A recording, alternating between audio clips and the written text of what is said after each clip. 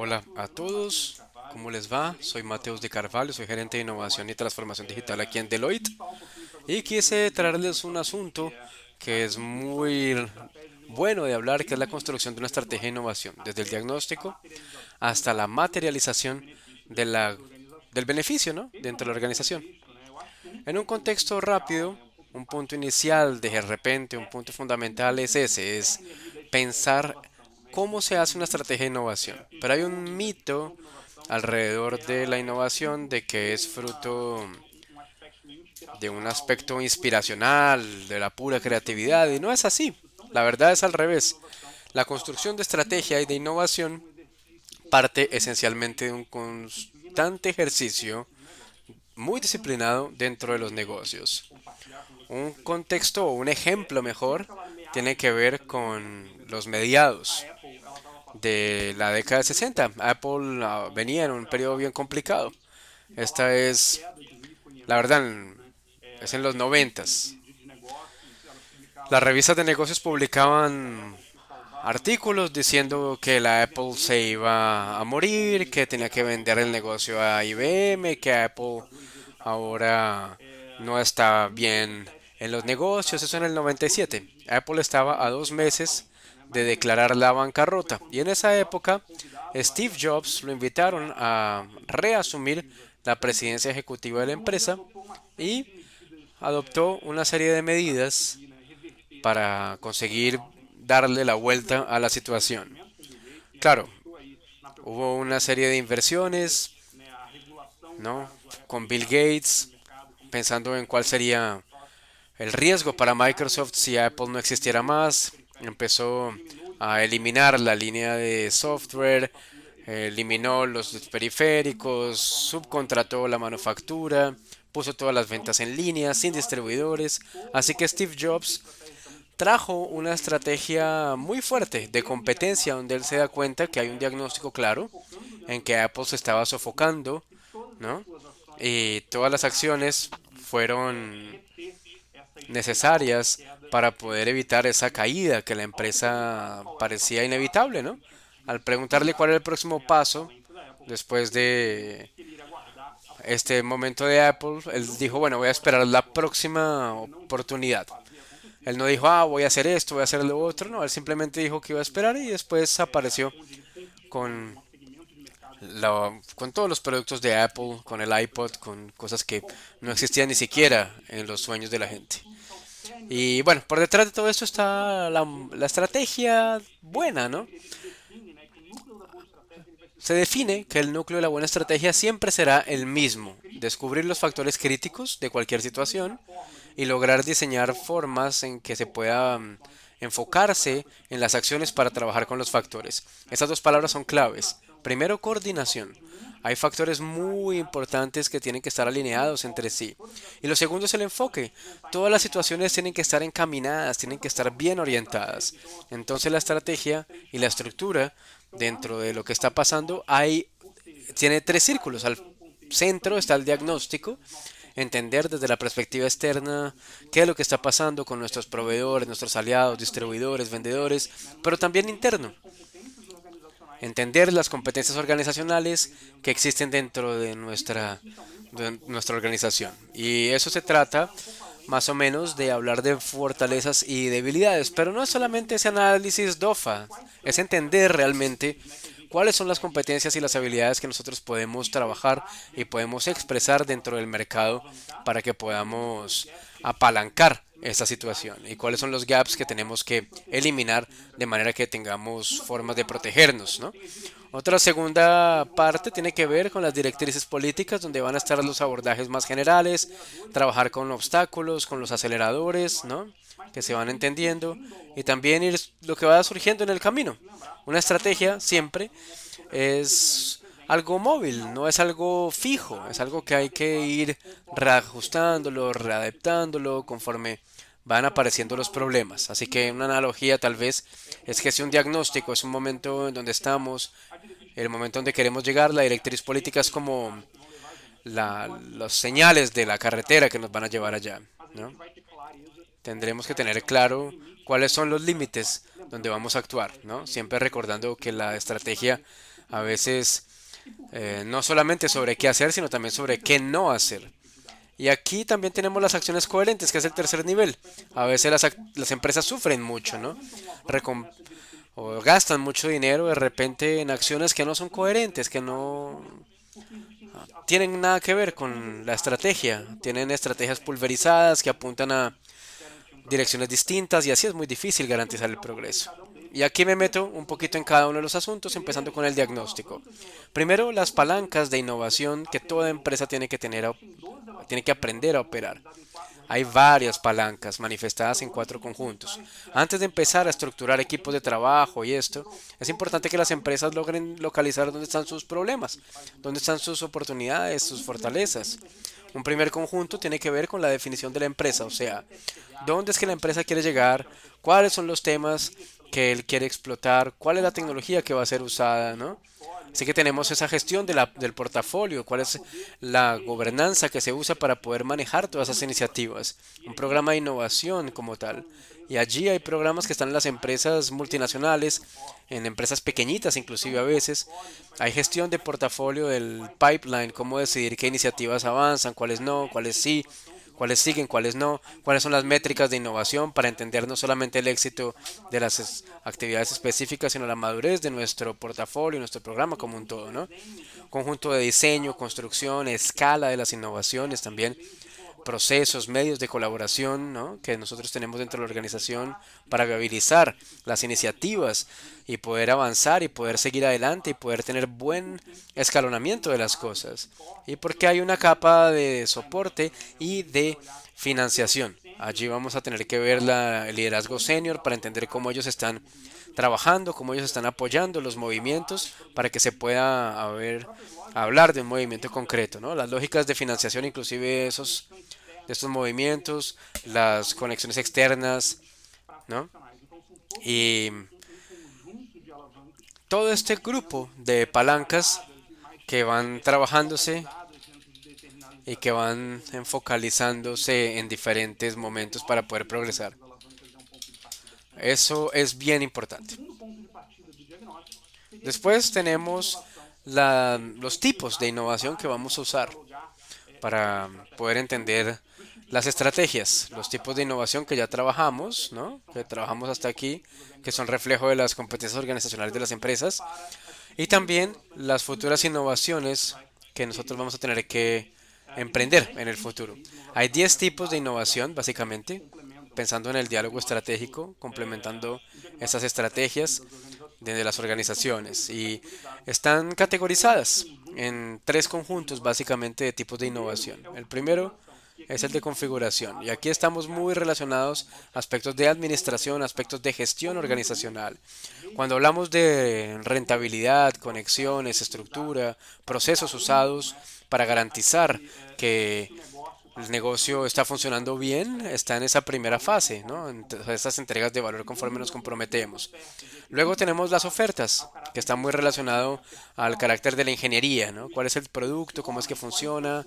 ¿A qué le apunta? ¿Cuáles son las funcionalidades que promete? ¿Qué entrega? ¿Qué no entrega? ¿Qué es el sistema de producto que estamos utilizando? ¿Cómo los servicios y los productos están dentro de la organización mejorando, trabajando? Y también, finalmente, el conjunto de la experiencia, vinculado mucho a los usuarios. ¿Cuáles son los servicios que están allí en las ofertas? ¿Cómo estas ofertas se entregan? ¿Cómo es que mi marca de repente se posiciona? ¿Cómo es que fortalece mi propuesta de productos, de valor? Y el compromiso del cliente, lógico. ¿Cómo interactuamos evidentemente con esos clientes en el día a día? Y allí, mejor dicho, podemos también ver que trabajando frente a esos tres conjuntos nosotros podemos tener formas de hacer negocios, formas de manifestar nuestra presencia en el mercado de manera diferente. Podemos estar más centrados en el modelo de negocios, podemos estar pensando en los productos y tenemos otros modelos más enfrentados, más trabajados, pensando en esa construcción de valor. Pasando a la segunda parte, ¿cómo podemos pensar en la incertidumbre? Hoy viene creciendo formas de guiar esos diálogos que nos desafían mucho. cómo se actuaba en el siglo pasado, por ejemplo, cómo se creaba un plan estratégico, cómo se implementaba un margen de riesgo, ¿no? Básicamente, si ustedes se fijan, hoy es un poquito distinto. Hoy la organización comienza a trabajar de manera diferente y bueno, claro que hacía que las empresas fueran un poquito lentas a cambios radicales en los escenarios, ¿no? Y eso pues ha sido algo que hemos visto cada vez más frecuentemente, cambios radicales. Así que hay nuevas formas de poder trabajar con ese contexto complejo que es básicamente el cambio de escenarios. Yo puedo ah, no aceptar que la realidad me pertenece y empezar a incorporar diálogos estratégicos y diálogos importantes para mi empresa. Y a partir de allí comenzar a construir escenarios distintos que me pueden guiar y que pueden de repente servirme como horizonte para que yo pueda reflexionar y pueda pensar para dónde voy, pensando en lo que me llega del exterior, pensando en las incertidumbres, por ejemplo, conforme se van manifestando. Así que esencialmente estamos diciendo que hay que pensar en direccionadores que van a guiar la iniciativa o el lanzamiento de un lugar. Cada escenario, conforme los direccionadores van ocurriendo, se van construyendo, van a estar compuestos por un conjunto de indicadores estándar. La idea es que estos indicadores estándar, conforme las cosas vayan pasando, apunten para ver si estamos yendo para un escenario A o para un escenario B y así sucesivamente, ¿no? Y esto puede ser muy, muy interesante porque puede generar una respuesta que permite, de hecho, que conjuntos de acciones enteros se puedan realizar de acuerdo con aquello que se retira de esos indicadores. Y así yo puedo tener inclusive la mejor respuesta posible, construir la mejor posición competitiva dentro de una misma línea de tratamiento, ¿no? Llegamos así a la tercera capa, la tercera del mapa de la estrategia de innovación, las acciones coordinadas. La mejor manera hoy para poder trabajar este tipo de elementos, para trabajar acciones que están en conexión unas con las otras, es con la construcción del roadmap tecnológico. Hay allí una serie de oportunidades, tenemos inclusive en el País de las Maravillas, que dice, para quien no sabe dónde llegar, cualquier camino sirve y eso no es lo que queremos hacer. Queremos trabajar evidentemente dentro de un escenario de negocios y tenemos que saber exactamente a dónde queremos llegar.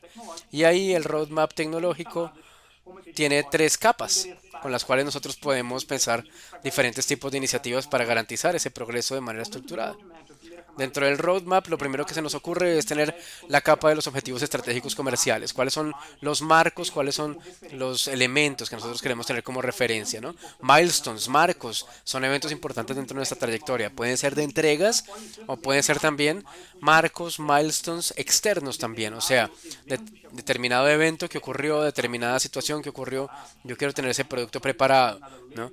Una ley o alguna cosa que pueda ocurrir dentro de algunos años, dónde vamos a estar en el mercado, dónde vamos a desempeñarnos competitivamente. La segunda parte tiene que ver con la parte respectiva del proyecto y la producción. Estamos hablando de las iniciativas que tenemos que tener para poder estar preparados cuando el mapa se materialice o cuando las cosas ocurran o cuando definitivamente el mapa sea una realidad. Y finalmente, en una tercera capa tenemos la perspectiva de la tecnología y de la investigación.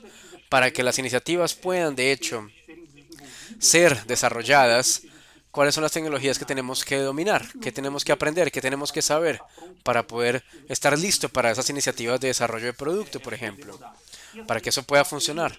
Y así se va mapeando las interdependencias entre cada una de esas cajitas, entre esas iniciativas diferentes para que podamos ver cada uno nuestro mapa de estrategia materializándose. Lógico que es fundamental que nosotros podamos tener una caja de herramientas bien importante aquí, rica en nuestra mano, y no solamente en la mano de quien trabaja con el negocio, sino también en todos los colaboradores, claro. Tener modelos ágiles, design thinking, en donde podamos discutir, ¿no? La viabilidad, la posibilidad de iniciativas, si son fáciles o no, para que podamos darle prioridad a los trabajos, para que podamos también trabajar con los recursos apropiados, donde hay más recursos y más facilidad de éxito.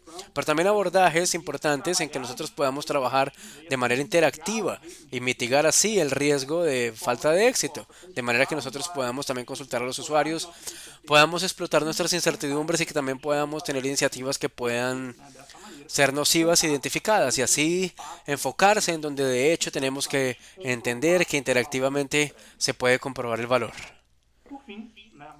Finalmente, más que hacer, la lección que queda es fundamental medir esos resultados. Al fin de cuentas estamos en un mundo corporativo y por más que nosotros digamos que no, la experimentación Por más que digamos que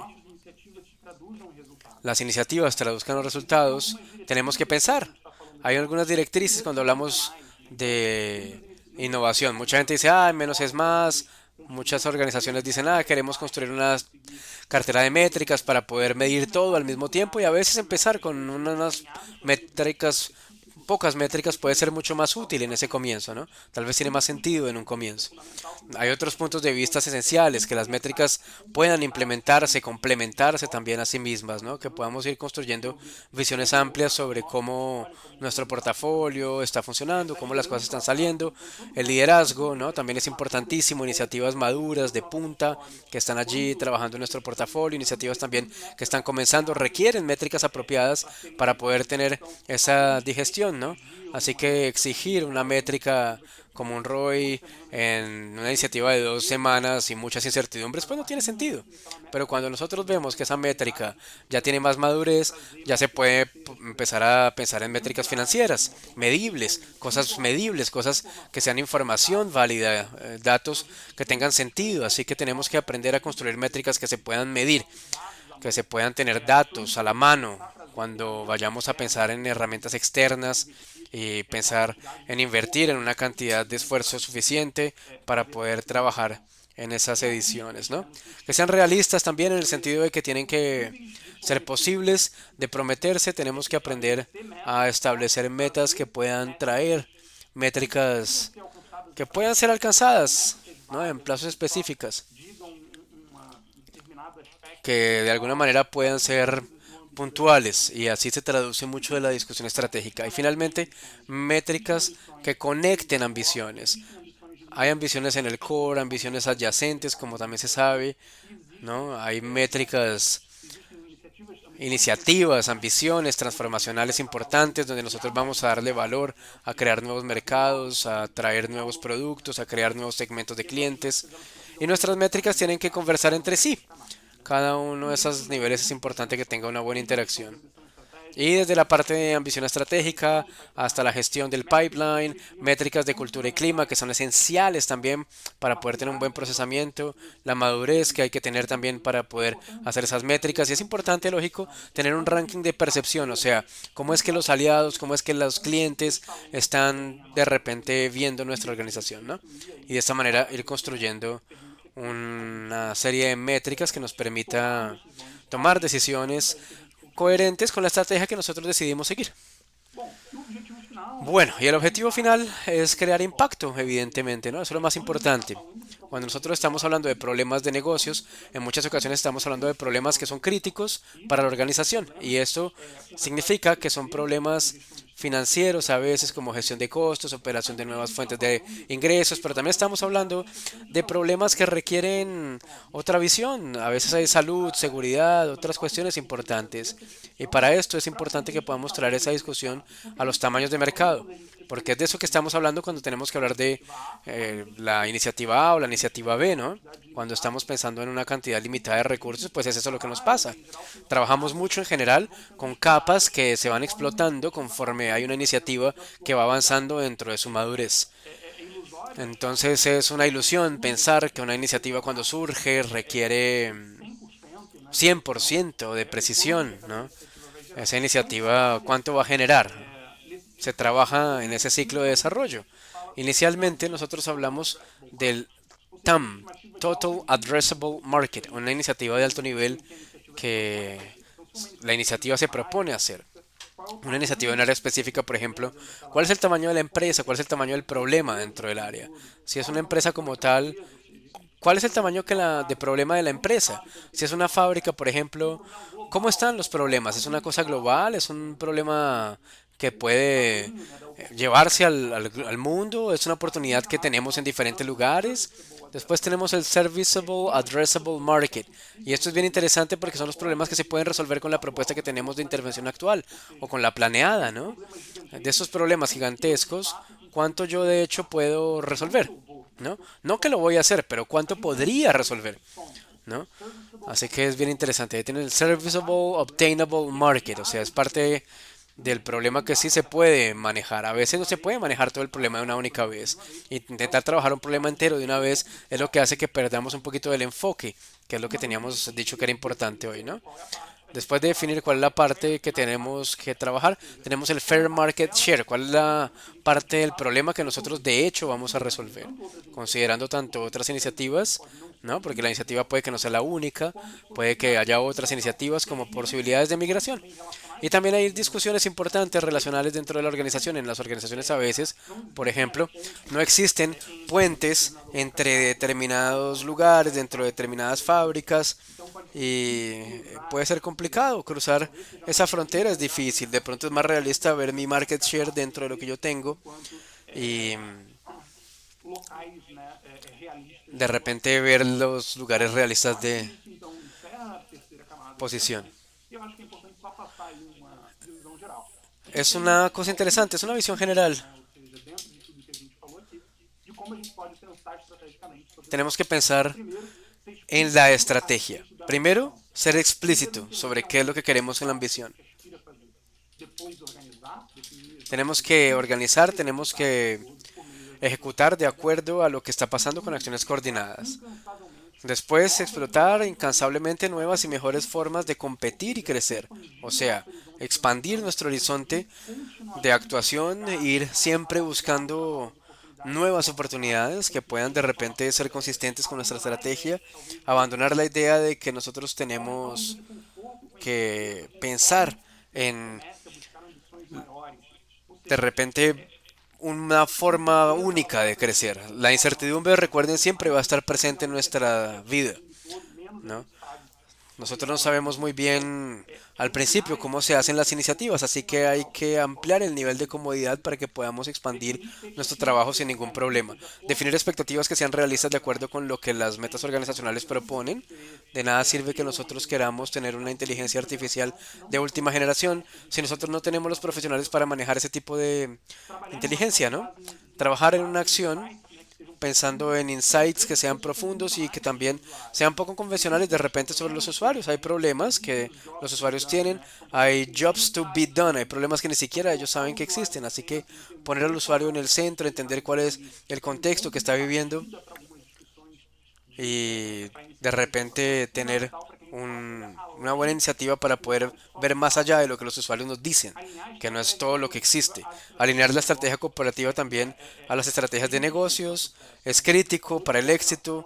Estábamos hablando de coordinación, estábamos hablando también de direccionamiento, de enfoque y bueno, eso se va reflejando en la organización como un todo, ¿no? De nada sirve tener una estrategia en un nivel increíble que no es muy llevada a otras áreas de negocios, no es replicable, ¿no? Eso es bastante complicado. Y finalmente, hacer que el futuro sea algo tangible para poder provocar las acciones. Que los líderes en sus papeles puedan tener comunicados con claridad para entender cuáles son las acciones y poder hacer una acción de manera que los funcionarios, los empleados, los colaboradores puedan trabajar de manera tal que se pueda pensar en la iniciativa A y la iniciativa B, ¿no? Por ahora no es nada más. Quería agradecerle mucho a todos por la invitación y espero que el contenido haya sido muy enriquecedor y me pongo a disposición. El LinkedIn está ahí, Mateos de Carvalho, para quien me quiera buscar, para la discusión estratégica, para la innovación, etcétera, o sobre tecnología como tal. Muchas gracias y nos vemos.